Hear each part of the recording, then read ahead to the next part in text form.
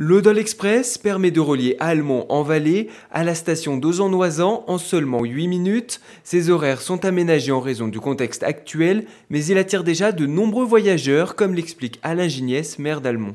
On a ouvert les 4 premiers jours sur les vacances de Noël. On a fait à peu près un peu plus de 2000 passages. Et là, on ouvre tous les week-ends. Donc, on est à peu près sur 500 personnes jour qui utilisent cet appareil, cet équipement.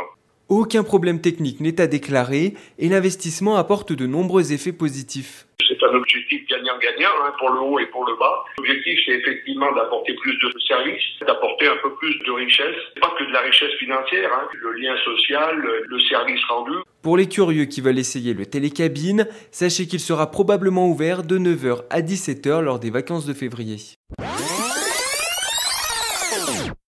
Ce dimanche matin, chose rare cette saison, il y avait de l'attente pour rentrer à l'Office du tourisme des Deux-Alpes. De nombreux touristes n'ont pu résister à l'appel du soleil pour prendre un bol d'air frais et profiter des activités.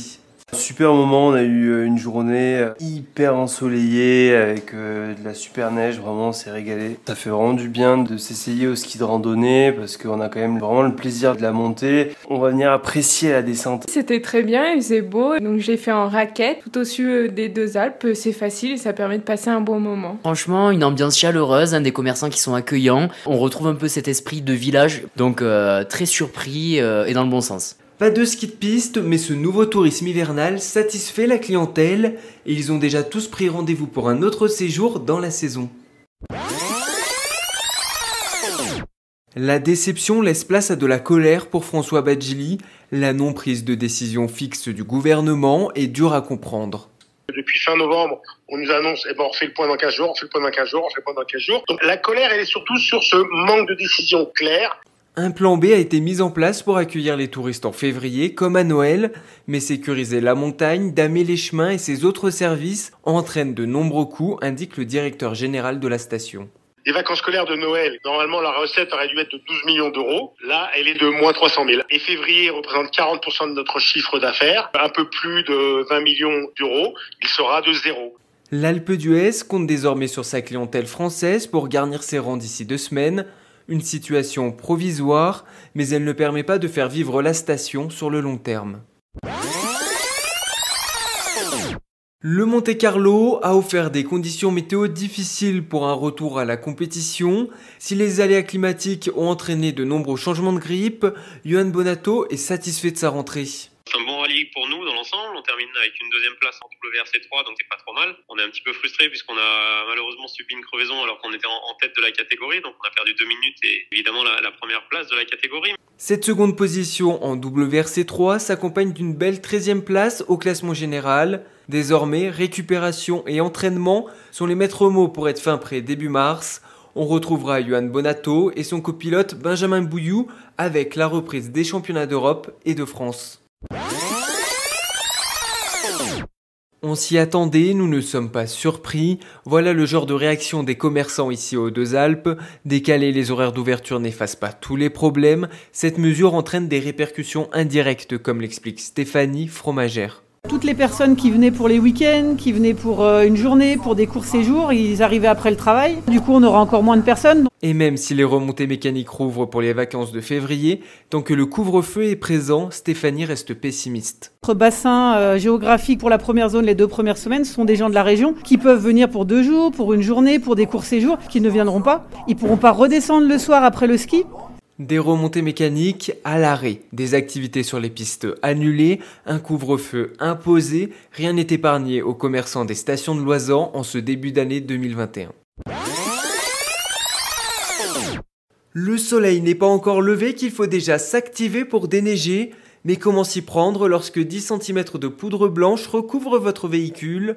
Ludovic, gérant de Ludo Motorsport à Livet-Gavet, vous explique le cheminement. Avant d'allumer le moteur, bien sûr, décoller l'essuie-glace du pare-brise, bien regarder que l'essuie-glace soit éteint. L'idéal est de commencer par l'allumer, ce moteur, et d'activer le dégivrage de la lunette arrière. Après, pendant que la voiture chauffe, le mieux c'est de se munir d'une bonne raclette, ou s'il y a beaucoup de neige, une petite balayette. Il faut donc user d'huile de coude pour finir les opérations, et attention aux petits malins qui pensent avoir trouvé la formule magique. Il ne faut pas utiliser de l'eau chaude, parce que ceci, ça fait exploser le pare-brise, ça abîme les joints de la voiture et la peinture. Vous l'avez compris, il n'y a pas de miracle pour dégivrer et déneiger, Patience, courage et raclette restent vos meilleurs atouts, parole de garagiste. Pour l'occasion, une quarantaine de moniteurs ont répondu à l'appel.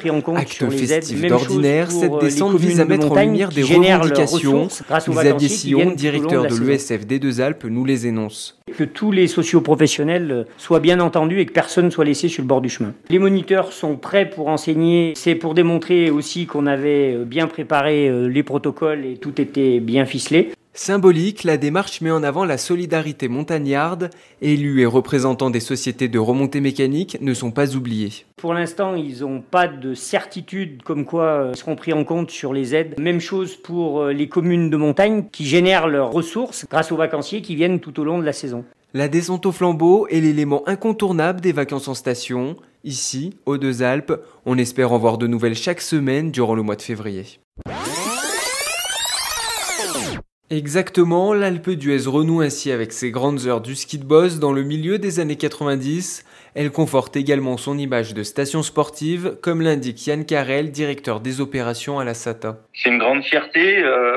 L'Alpe d'Huez est toujours très motivée pour recevoir les fleurons des équipes françaises dans toutes les disciplines de ski que ce soit d'ailleurs. L'accueil pour la première fois d'un stage de cette ampleur est une opportunité afin de s'inscrire dans le paysage français et mondial du ski de boss. Les prochaines années, pourquoi pas fidéliser non seulement de l'entraînement pour les équipes de France, mais peut-être des grandes compétitions sur le site. Cerise sur le gâteau, en plus d'une piste parfaite, la station bénéficie des précipitations de ces derniers jours afin de proposer une neige idéale. Aux Deux-Alpes, ils sont une quinzaine à travailler dès 4h30 pour déneiger. 2 équipes avec chacune des tâches différentes, comme l'explique Françoise Schmitt, directrice du service technique. Une équipe de secteur qui assure le déneigement à pied pour les entrées d'école, crèches-garderies, les escaliers. Et une équipe qui assure le déneigement avec des engins, donc des rues, des grands axes. Organisé en 8 secteurs, il faut près de 5 heures de travail afin que les grands axes soient vides. Et attention aux particuliers à ne pas ralentir les manœuvres. Les copropriétés qui déneigent leurs accès, qui nous poussent la neige parfois au milieu de la route. Et c'est là où c'est problématique. Une fois amassée en tas, la neige est évacuée par des prestataires extérieurs dans la combe de Venosque, avant de pourquoi pas rejoindre un nouveau cours d'eau et revenir sous la forme de flocons l'hiver prochain. Un plaisir, une fierté, Tanguy Ratier est soulagé quand il évoque cette étoile. Engagé pour conserver cette récompense il y a 1 an et demi, le chef a rempli sa mission. De répondre à ma mission de conserver cette étoile, c'est quelque chose qu'on a un peu dans les tripes. On travaille pour ça, on travaille avant tout pour nos clients, mais c'est vrai que c'est vraiment la récompense d'un travail bien fait au quotidien et en équipe. Cette reconnaissance de qualité ne s'entretient pas sans beaucoup de sérieux. Outre la technique, le chef met l'accent sur le choix des produits. Il faut être exigeant sur les achats de produits, savoir sourcer des nouveaux collaborateurs qui pourront aller nous chercher les produits qu'on veut, aller nous-mêmes voir si possible aux mines de Dijon. Continuer de se surpasser afin de voir pourquoi pas une nouvelle étoile briller au-dessus de la Muselle. Comme les alpinistes de Loisan, le petit Polyte ne se fixe aucune limite. Une première étape a été franchie avec la validation de cette enquête publique sur le plan local d'urbanisme. Cet ascenseur valien doit permettre de relier le Fresnay aux Deux-Alpes en passant par Mont-de-l'An-Village, un tronçon d'un peu plus d'1 kilomètre qui présente de nombreux intérêts pour le maire du Fresnay, Christian Picou. C'est de soutenir la vie touristique du village pour faciliter et organiser la mobilité piétonne pour tous ceux qui vont travailler en station. Les Deux-Alpes ont énormément de salariés. C'est à la fois un projet touristique, de vie quotidienne, d'aménagement du Haut-Oisan. Désormais, place à la finalisation du PLU, puis ensuite à la réflexion afin de concevoir et réaliser le projet. Il s'inscrit également avec la rénovation de la liaison entre les Deux-Alpes et Mont-de-l'An. Pour la date de début des travaux, il faut attendre encore quelques années. Vous êtes en train de tuer ma famille, mes amis, nos stations, nos montagnes. Ce report fait du mal, comme l'écrit Marion Roland. Elle ne comprend pas le manque de cohérence du gouvernement. On nous fait miroiter qu'il faut effectivement attendre la situation sanitaire. On voit que la situation sanitaire n'a pas évolué, voire un petit peu régressé. On voit des images de rassemblement. Et puis nous, en station, on n'aurait pas le droit d'être 6 sur des télésièges en extérieur. La championne reste lucide, elle sait que les décisions sont dures à prendre et n'a pas de solution miracle. Par cette lettre, elle expose une crainte. C'est des répercussions à long terme qui vont être super importantes à gérer maintenant. Une saison blanche en station, c'est des travaux qui ne se feront pas à l'intersaison, donc qui toucheront aussi des entreprises de toute la région. Ce message est également le moyen de soutenir l'ensemble des travailleurs en montagne. Ils ont au mieux 3 mois afin de réaliser leur chiffre d'affaires annuel. Effectivement, depuis mi-décembre, le stade de slalom est travaillé et cela se fait en plusieurs étapes, comme l'explique Claude Gardet, directeur du domaine skiable d'Auze-Vaujany. On a produit la neige, ensuite on a mis en forme avec 2 machines. La deuxième phase, c'est de durcir la neige. On ouvre la neige, on laisse pénétrer le froid, on arrose pour l'injecter et depuis en fait, on a juste enlevé un petit peu la neige fraîche. Pour espérer une belle piste, il faut compter également sur des conditions météo favorables avec des nuits claires et froides. Mais une fois la compétition lancée, le travail ne s'arrête pas là, précise Claude Gardet. C'est les lisseurs qui passent toutes les 3 ou 4 coureurs et qui font un lissage. Alors à la fois pour enlever la neige qui est une neige sans cohésion et en même temps pour enlever ce qu'on appelle les escaliers. Obtenir une piste très dure, voire glacée en laissant du grip grâce à une neige granuleuse pour accrocher. Voici la mission relevée avec succès ce week-end par l'équipe technique de Vaujany. Depuis toujours, les montagnards s'adaptent. Aléas climatiques, contraintes du paysage, on s'accommode désormais du contexte sanitaire. Alexandre, directeur de l'ESF à Villars-Recula, nous explique ses nouvelles activités en raquette et ski de randonnée. Un itinéraire plutôt historique qui explique le village de Villars-Recula et une partie qui est plutôt dans la nature à la découverte des traces des animaux et puis on peut aller admirer le panorama en haut du Signal. Une vingtaine de clients découvrent ainsi chaque jour la montagne sous un autre aspect. Ils sont très satisfaits, à l'image d'Héloïse, présente ce jour-là. C'était très intéressant, ça change des raquettes classiques. J'ai pu découvrir toute l'histoire du village de Villars-Recula. Ces sorties sont importantes pour maintenir en activité une partie des moniteurs et le village. Toutefois, elles ne représentent que 10% du chiffre d'affaires des années précédentes. Les acteurs de la montagne ne sont encore une fois pas surpris. Au petit matin vient le moment de penser à l'avenir et il s'annonce difficile pour les commerçants et salariés. Le contrat il se finit fin janvier, j'aurai pas de boulot je pense février, mars, avril. Ce qu'on attendait c'était pas les aides quoi, c'est simplement travailler parce que les aides on va les payer plus tard. Impactés directement, la plupart des moniteurs ne vont pas travailler cet hiver. Alors ils changent de métier à l'instar de Sandrine en intérim dans la rénovation. Il faut chercher d'autres solutions, ça suffit pas non plus de compter que sur les aides. Une décision qui entraîne un effet boule de neige, comme l'ajoute Fred, chauffeur-livreur et employé dans la vallée. Je suis à 5 clients ici, normalement on est à une trentaine. Entreprise, on a réduit le personnel, on a 30 chauffeurs, là en ce moment on est à 8. Pour rappel, les stations de ski génèrent un chiffre d'affaires annuel de 11 milliards d'euros et emploient près d'1 demi-million de personnes. Ces derniers jours, le manteau neigeux est devenu très épais mais aussi très instable. Alors pour réduire les risques, Ludovic Erard, membre du bureau des guides des Deux-Alpes, vous donne un conseil. La caractéristique la plus importante, c'est la pente dans laquelle on va skier ou les pentes qui nous dominent. Si on est sur des pentes inférieures à 30 degrés et qu'on est loin, voire très loin des pentes à 30 degrés, toutes les pentes en dessous de 30 degrés, la neige ne rentre pas en mouvement, donc on n'a pas d'avalanche. Outre les pentes, le niveau de risque affiché reste également primordial. Plus le niveau de risque est bas, 1 ou 2, on s'exonère un petit peu d'un risque fort. Malgré ces conseils, prenez le temps de vous rendre sur le site de Météo France ou de contacter le bureau des guides de votre station. Ils permettent d'avoir plus d'informations sur les conditions de ski. Pour rappel, chaque année, près d'une centaine de personnes sont emportées par des avalanches. Les remontées mécaniques sont en quelque sorte la partie immergée de l'iceberg en station. Derrière, il y a tout un système qui repose dessus, comme l'explique Gilles, gérant d'une crêperie.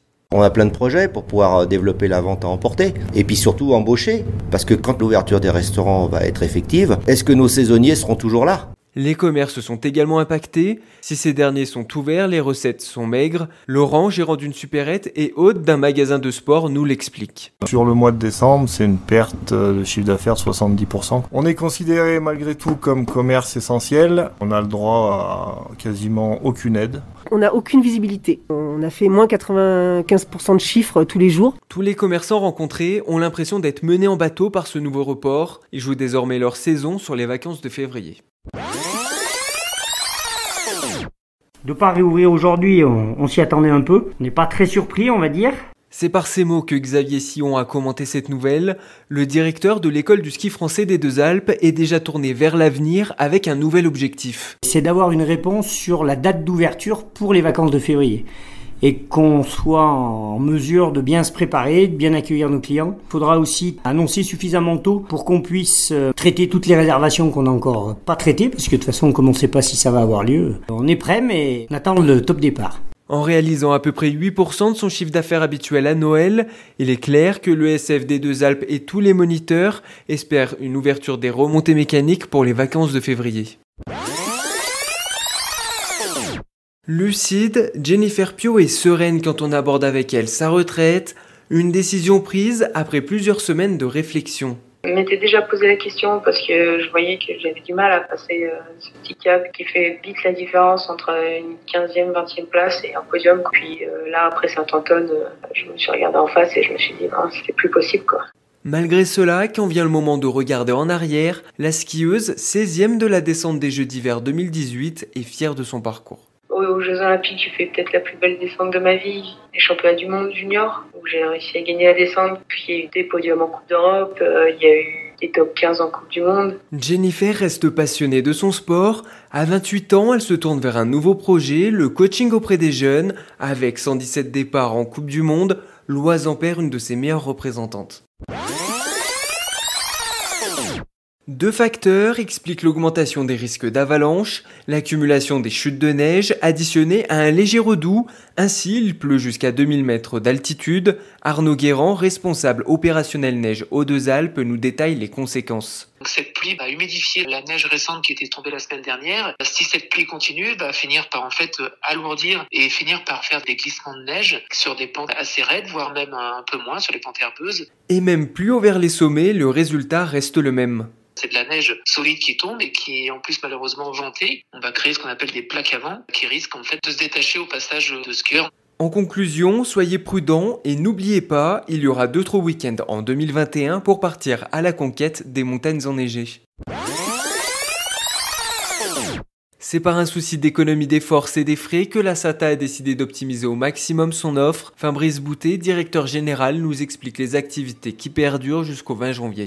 Nous continuons d'entretenir le domaine. Nous continuons de soutenir le ski le mercredi, le vendredi et le samedi en termes de compétition. Cela nous permet de mutualiser nos pisteurs pour sécuriser les domaines pour la partie ski de fond et puis pour la partie où les gens se promènent sur le domaine. Et ensuite, que faire si les annonces du Premier ministre sont mauvaises? Un plan est à l'étude. Nous travaillons depuis un certain temps pour voir quelle offre on serait capable d'offrir en février. Il y aura de toute façon une offre. On pourra faire du ski de rando, on pourra faire du ski de fond et ainsi de suite. Dans quelles conditions actuellement, je ne sais pas. De l'incertitude et des activités quasiment à l'arrêt qui n'arrangent pas la situation économique. Pour rappel, la SATA est un groupe qui emploie près de 850 salariés, dont 600 saisonniers. Ce matin, tous les corps de métier ont répondu présent. Ils ont ainsi pu faire part de leurs problèmes et craintes pour le futur. Des informations très utiles pour Laurent Wauquiez qui se veut être la voix des stations. Notre objectif, c'est vraiment de prendre ce temps, de se déplacer soi-même. Je le fais jusqu'à dimanche pour accumuler le maximum d'exemples concrets et ensuite d'obliger le gouvernement à bouger. Très impliqué, l'ancien président des Républicains ne souhaite laisser personne sur le bord de la route. Il défend une montagne familiale. Et je veux pas que notre montagne, elle passe sous des pavillons spéculatifs, sous des fonds de pension, sous pavillons étrangers. C'est une montagne familiale avec des vrais visages, des vraies personnes. Ils habitent en station, ils défendent nos stations. Moi, c'est ce que j'aime. Le président de la région Auvergne-Rhône-Alpes se dit combatif et il l'admet, il n'a pas le droit d'échouer car il le doit aux acteurs de la montagne.